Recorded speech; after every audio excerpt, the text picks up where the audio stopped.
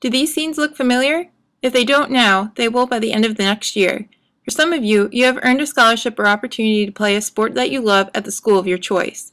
Not many high school seniors can say that they have the same chance at college as you do, so it's important to understand the expectations that are upon you, as well as knowing what to expect when you get there.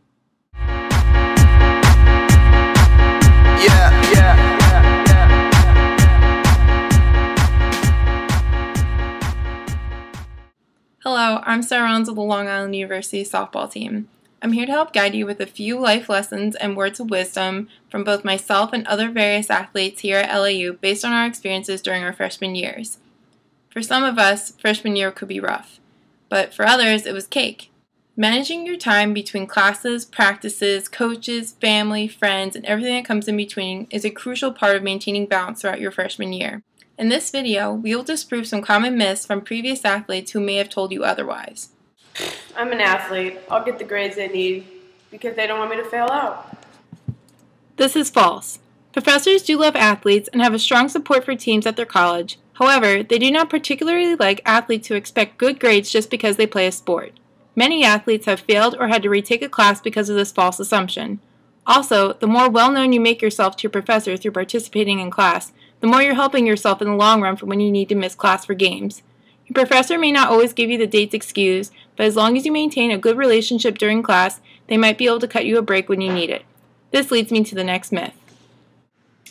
Homework, participating in class, who does that? Everyone. For those of you brainiacs who have never had to open a book in high school to get those good grades, that might not work out for you so well during college. Understand the real reason why you're in college.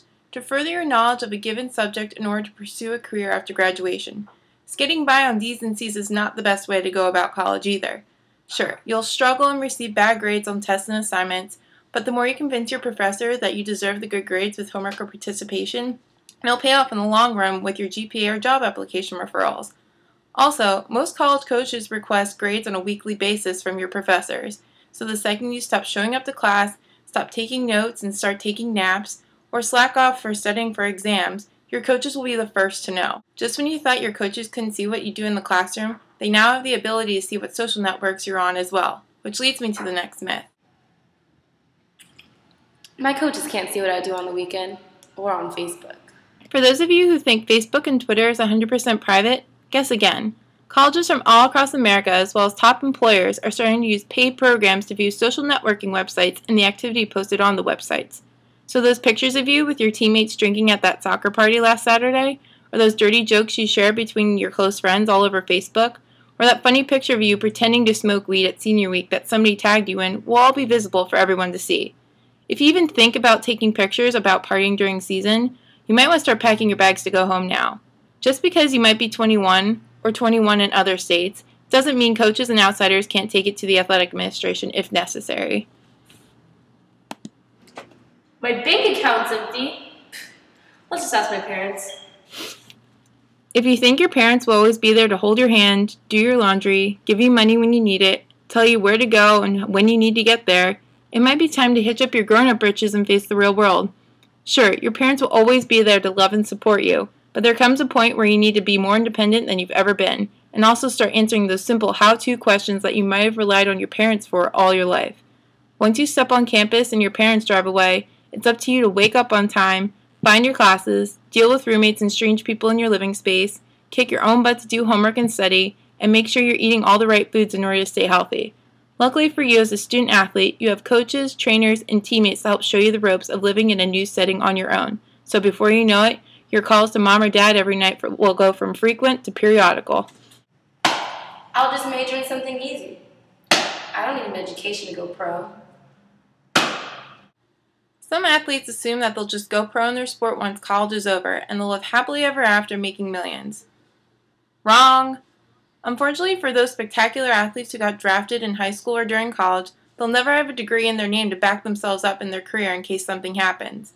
Some athletes have even gotten injured in the pros to the point where they can never play again, and no degree to back themselves up. The key is to study and put forth an effort in your desired major as if there is no shot of you ever making the professional level. But never lose sight of your dream. You might just surprise yourself one day by being both top in your class and drafted at the same time. Now, wouldn't that look good on a resume? I'm failing. I'm lost. I hate my team. I want to quit. Ask any sophomore, junior, or senior in college if they've ever felt this way, and they'll most likely say yes. Understand that your freshman year is a huge milestone in your life, where you're given all the opportunity in the world to not only grow as an athlete, but as a person, and to learn from your own experiences. You're supposed to fail, feel lost, hate your team, and be stressed out about your coaches and professors' expectations of you. If you didn't belong in college, these people wouldn't demand so much out of you either. The best advice I received was from my own coach who preaches the saying, enjoy the struggle. Sure, you may hate your life and want to quit school sometimes, but that's what makes it good 6 months or a year after that period in your life has passed. One day you'll be able to look back and laugh about how immature and scared you used to be. Use each daily experience in college as a measurement for your future by learning from your friends and own mistakes. There you have it, some key tips and experiences from people who are still living and breathing after their freshman year. Imagine that. Now, the point of this video is not to scare you, but to make you more aware of things that could possibly occur throughout your freshman year. College is 4 years of your life that will flash by sooner than a blink of an eye, and it's up to you to make it your own. Realize that not many people in America have the same opportunity as you to A, go to college, and B, even go to college and play a sport that you love, either on scholarship or with other academic aids. By taking things one day at a time, keeping stress to a minimum, you'll be able to stay ahead of your schoolwork and keep a clear head for competition. Next thing you know, college is cake, and it'll be over before you even know it. Well, I hope you learned something from this video, and both myself and the other athletes here at Long Island University wish you the best of luck during your freshman year in college.